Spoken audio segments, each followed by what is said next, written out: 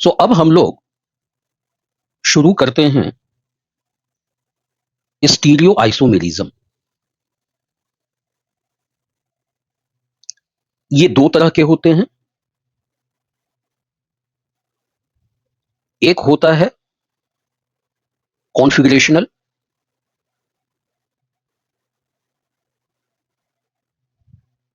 और दूसरा conformational. Configurational again दो तरह के होते हैं, जियोमेट्रिकल आइसोमेरिज्म और ऑप्टिकल आइसोमेरिज्म। स्टीरियो आइसोमेरिज्म में क्या होता है, मोलिक्यूलर फॉर्मूला सेम, लेकिन अरेंजमेंट ऑफ एटम्स या groups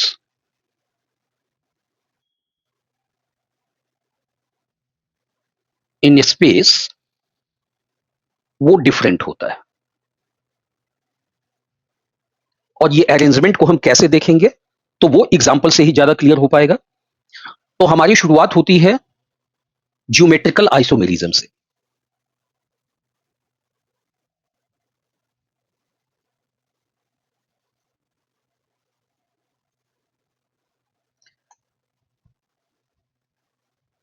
same molecular formula,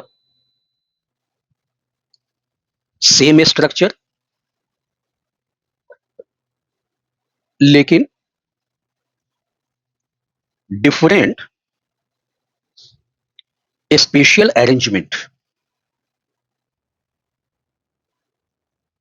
of atoms और ग्रुप्स। तो ये तो स्टीरियो आइसोमेरिज्म में भी है, तो ये तो ज्योमेट्रिकल आइसोमेरिज्म स्टीरियो आइसोमेरिज्म का ही पार्ट है। तो यहां पर डिफरेंस क्या है, तो यहां पर due to restricted rotation,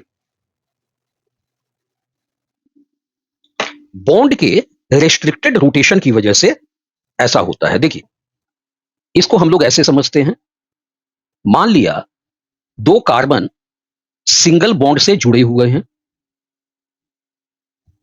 single bond है। तो अगर मैं राइट हैंड साइड वाले कार्बन को क्लॉकवाइज अगर मैं रोटेट करूं तो बिल्कुल रोटेट हो जाएगा, है ना। इसी को कहते हैं रोटेशन। लेकिन अगर कार्बन डबल बॉन्डेड है तो यहां पर रोटेशन नहीं हो पाएगा। इसी तरह से अगर कार्बन ट्रिपल बॉन्ड है तो यहां पर रोटेशन नहीं हो पाएगा। तो यहां पर क्या है, restricted rotation of pi bond. अगर केवल सिग्मा बॉन्ड है तो हम रोटेट कर सकते हैं, लेकिन अगर डबल बॉन्ड या ट्रिपल बॉन्ड है तो फिर इसका रोटेशन रेस्ट्रिक्टेड हो जाएगा। अब इसको हम लोग ऐसे देखते हैं, डबल बॉन्डेड कार्बन, यहां पर एक बल्कि ग्रुप लेते हैं, मान लिया हमने लिया ब्रोमीन, ब्रोमीन, और यहां पर हाइड्रोजन, हाइड्रोजन है। तो इसके बीच का डिस्टेंस जो है समझिए L1 है। दूसरी तरफ अगर ब्रोमीन यहां है तो फिर इस ब्रोमीन और इस ब्रोमीन के बीच की दूरी ज्यादा हो गई। तो यहां पर हम कहेंगे कि L1 is not equal to L2। और ये किसकी वजह से हो रहा है, due to restricted rotation of pi bond. तो अब हम लोग सबसे पहले समझेंगे कि रेस्ट्रिक्टेड रोटेशन कहां कहां पर पॉसिबल है। तो इसे हम कहते हैं रेस्ट्रिक्टेड रोटेशन सिस्टम। तो इसके कौन कौन से टाइप्स हो सकते हैं, देखिए पहला हम लोग लेते हैं अराउंड डबल बॉन्ड। तो around double bond, carbon carbon double bond, या फिर कार्बन नाइट्रोजन, या फिर नाइट्रोजन नाइट्रोजन। सेकंड है cyclo alkanes. Third is cycloalkenes, fourth is allenes. कुछ मैं और टाइप्स दे देता हूं जिसे अभी हम लोग नहीं करेंगे, है ना। एस्पाइरो कंपाउंड, सिक्स्थ पॉलीफिनाइल्स। तो इन दोनों को हम लोग बाद में करेंगे। अब यहां पर सबसे इंपॉर्टेंट कौन है? तो यहां पर सबसे इंपॉर्टेंट है हमारा अराउंड डबल बॉन्ड। फिर दूसरे नंबर पर आता है साइक्लोअल्केन, थोड़ा बहुत साइक्लोअल्कीन भी है। कंडीशंस क्या होते हैं फॉर ज्योमेट्रिकल आइसोमेरिज्म? सबसे पहली बात क्या है? कंपाउंड का प्लेनर होना जरूरी है। अब देखिए, डबल बॉन्डेड है तो प्लेनर होगा, ट्रिपल बॉन्डेड है तो प्लेनर होगा, क्योंकि वहां पर sp हाइब्रिडाइजेशन या sp2 हाइब्रिडाइजेशन होती है। सेकंड, रेस्ट्रिक्टेड रोटेशन होना चाहिए। और फिर जो रिस्ट्रिक्टेड रोटेशन वाला जो एटम है, वो atom in restricted rotation must be attached to different atoms या groups individually.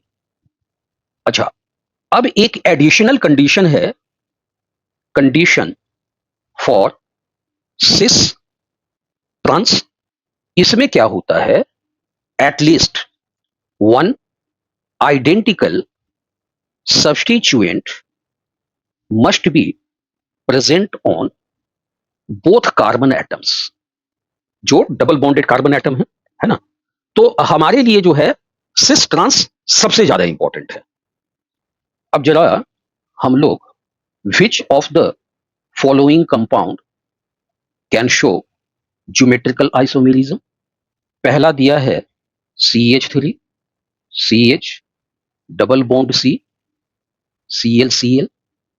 Second CH3, CH ClCl। Third हम लेते हैं CH3, C double bond CH, CH3। और यहां पर CH3, 4 CH3, CH double bond CH, CH3। Compound planar होना चाहिए, है ना। रिस्ट्रिक्टेड रोटेशन होना चाहिए, और atom in restricted rotation must be attach to different atoms और डिफरेंट ग्रुप्स इंडिविजुअली। तो क्या पहला शो करेगा? बिल्कुल। देखिए, हमें तो इस सेंटर को देखना है ना, डबल बॉन्डेड कार्बन को देखना है और किसी को देखना ही नहीं है। तो ये वाला जो कार्बन है, फर्स्ट कार्बन, एक H से जुड़ा हुआ है, एक CH3 से जुड़ा हुआ है, और ये कार्बन जो है एक Cl से जुड़ा हुआ है, दूसरा भी Cl से। तो ये शो नहीं करेगा। सेकंड वाले को देखिए, बिल्कुल शो करेगा। देखिए, double bonded carbon individually to different group से अटैच्ड है। थर्ड देखिए, इसको आप ऐसे करके, अगर कहीं भी कंफ्यूजन है ना, तो मैं हमेशा कहता हूं कि आप इसका सिंप्लीफाई स्ट्रक्चर बना लीजिए। तो ये दोनों सेम है, तो ये शो नहीं करेगा। फोर्थ वन, दोनों कार्बन डिफरेंट डिफरेंट ग्रुप है ना, ये डिफरेंट ग्रुप है, ये भी डिफरेंट, ये भी डिफरेंट है। तो हमेशा स्ट्रक्चर को सिंप्लीफाई कीजिए। एग्जामिनेशन में जो आपको क्वेश्चन दिए जाते हैं, जानबूझकर ऐसे दिए जाते हैं कि आप जो है यहां पर थोड़ा सा धोखा खा जाए। अब चलिए, अब यहां पर थोड़ा सा हम लोग ज्योमेट्रिकल आइसोमेरिज्म इन साइक्लोअल्केन देख लेते हैं। इसकी एक कंडीशन है, more than 7 carbon atoms around double bond, तब ये शो करेगा।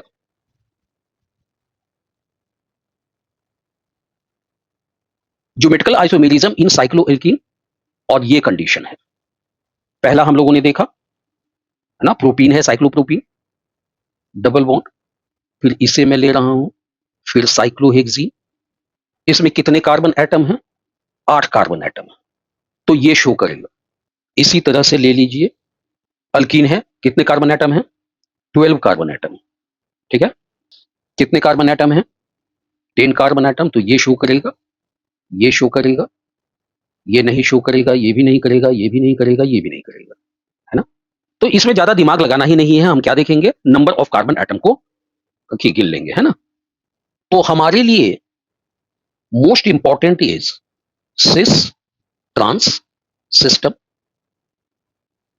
यहां पर क्या होना चाहिए, at least two same groups to both carbon atoms.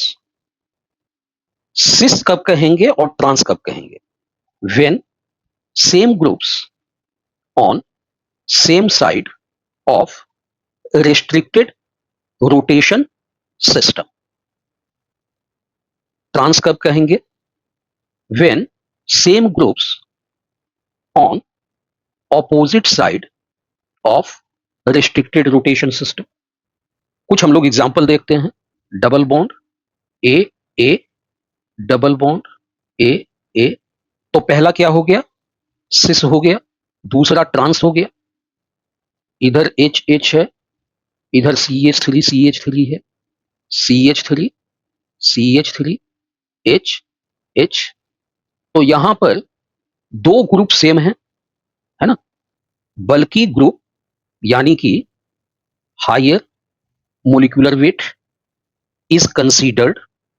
अब ये क्या हो गया, सिस हो गया, ये क्या हो गया, ट्रांस हो गया। अब लगे हाथ हम लोग इसका नोमेनक्लेचर भी देख लेते हैं, इसको क्या कहेंगे। ये है क्या, कितने कार्बन है, 1 2 3 4, 4 कार्बन है। तो ये क्या हो गया, ब्यूटीन। तो मान लिया कि ये first carbon, second carbon, third carbon, fourth carbon, है ना, 1 2 3 4। तो इसे हम क्या कहेंगे, ब्यूट 2 इन। यहां भी 1 2 3 4, तो इसे भी कहेंगे ट्रांस, ब्यूट 2 इन।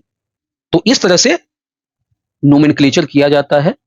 चलिए एक और मैं ले लेता हूं, CH3 CH3 Cl Br, CH3 Br Cl CH3।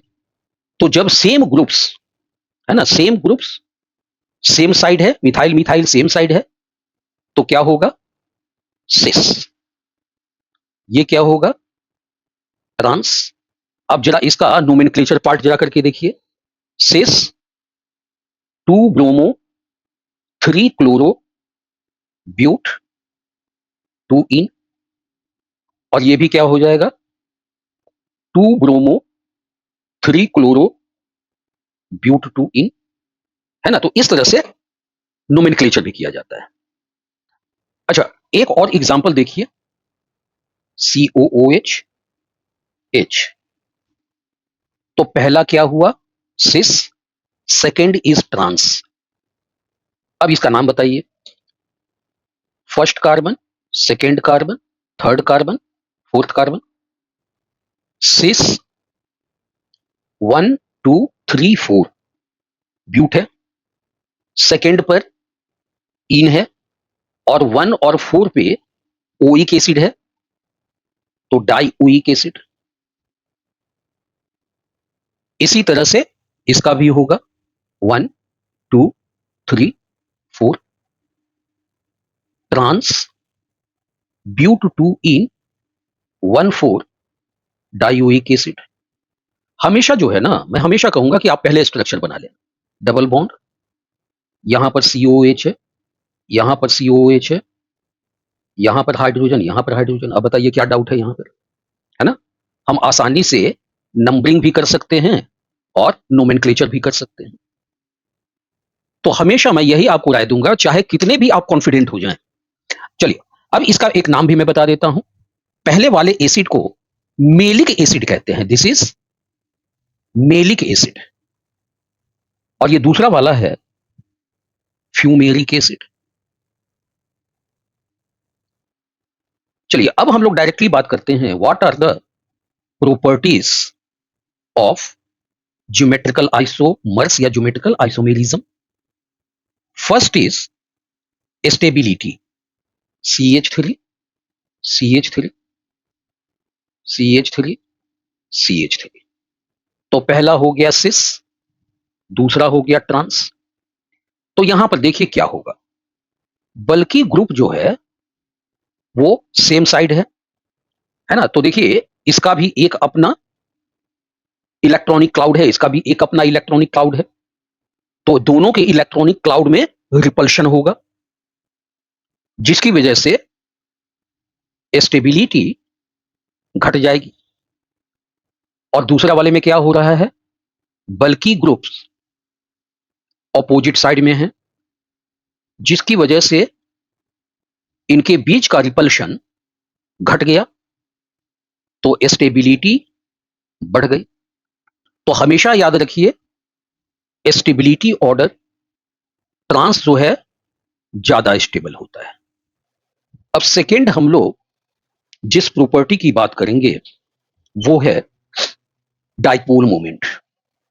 Dipole moment को म्यू से डिनोट किया जाता है ना। किसी भी कंपाउंड का डाइपोल मोमेंट उस कंपाउंड की पोलैरिटी को बताता है ना।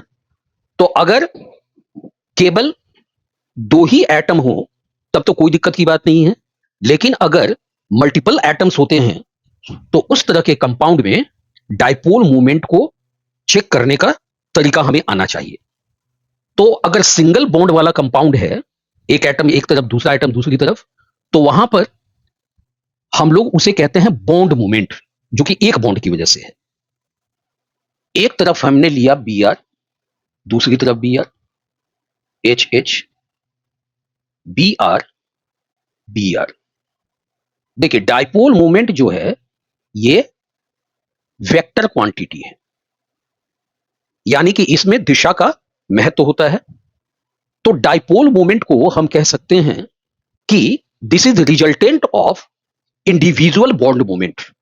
तो इंडिविजुअल बॉन्ड मोमेंट को कैसे बनाएंगे हम, देखिए लेस इलेक्ट्रोनेगेटिव से मोर इलेक्ट्रोनेगेटिव की तरफ बॉन्ड मोमेंट जाता है। कार्बन लेस इलेक्ट्रोनेगेटिव है ब्रोमीन के सामने, तो ये भी ऐसे जाएगा और इसे यहां पर क्रॉस करते हैं जो लेस इलेक्ट्रोनेगेटिव एटम है। अब कार्बन हाइड्रोजन से ज्यादा इलेक्ट्रोनेगेटिव है, तो अगर आप देखें तो ये एक दूसरे को कैंसिल आउट नहीं कर रहे हैं, इनका कहीं ना कहीं रिजल्टेंट आ रहा है। तो हम कहेंगे कि mu is not equal to zero. और जब म्यू जीरो नहीं है तो इसका मतलब क्या है कि ये पोलर है। चलिए अब दूसरी तरफ आते हैं, कार्बन से ब्रोमीन की तरफ, फिर कार्बन से ब्रोमीन की तरफ, हाइड्रोजन से कार्बन की तरफ, हाइड्रोजन से कार्बन की तरफ। अब ये देखिए इंडिविजुअल बॉन्ड मोमेंट जो है एक दूसरे को कैंसिल आउट कर रहे हैं। हाइड्रोजन का तो बिल्कुल क्लियर समझ में आता है, लेकिन ब्रोमीन का भी। अब इसको क्या कीजिए, ऊपर कर दीजिए और इसे नीचे कर दीजिए, तो कैंसिल ही कर रहे हैं ना एक दूसरे को। तो इसका मतलब है कि यहां पर म्यू जीरो है। This is cis, this is trans. तो mu not equal to zero का मतलब है पोलर, इक्वल टू जीरो का मतलब है नॉन पोलर। एक और एग्जांपल लेकर देखते हैं, एक और एग्जांपल लेकर देखते हैं जो एक्सेप्शनल है। Hydrogen hydrogen CH3 Br, hydrogen hydrogen CH3 Br। Hydrogen से कार्बन की तरफ, हाइड्रोजन से कार्बन की तरफ। अब ये कार्बन से कार्बन की तरफ। देखिए पहला वाला कार्बन क्या है, सिंगल बॉन्डेड है, और ये जो है सेंटर वाला डबल बॉन्डेड है। तो डबल बॉन्डेड क्या होता है, ज्यादा इलेक्ट्रोनेगेटिव होता है सिंगल बॉन्ड से, है ना। अब ये ऐसे जाएगा, दिस इज सिस। तो अब जो है इतना क्लियर है कि ये कैंसिल आउट नहीं कर रहे हैं, तो इसका म्यू जीरो नहीं होगा। तो सिस में म्यू यूजली जीरो नहीं होता है। चलिए अब इधर आते हैं, मिथाइल डबल बॉन्डेड कार्बन की तरफ, हाइड्रोजन डबल बॉन्डेड कार्बन की तरफ, हाइड्रोजन डबल बॉन्डेड कार्बन, और यहां से ब्रोमीन की तरफ। तो अब हाइड्रोजन हाइड्रोजन तो एक दूसरे को कैंसिल आउट कर रहे हैं, लेकिन मिथाइल और ब्रोमाइड, यानी कि यहां पर क्या होगा, यहां भी mu equal to not zero होगा। देखिए मिथाइल और ब्रोमाइड दोनों के बॉन्ड मोमेंट एक ही दिशा में जा रहे हैं, तो यह बताने का मतलब यह है कई बार ट्रांस भी पोलर हो जाता है, but usually mu of cis mu of trans से ज्यादा होता है। अब हम लोग थर्ड लेते हैं, सोल्यूबिलिटी। देखिए, सोल्यूबिलिटी की एक प्रिंसिपल जो है वो याद रखना है हमें, लाइक डिजॉल्व्स लाइक।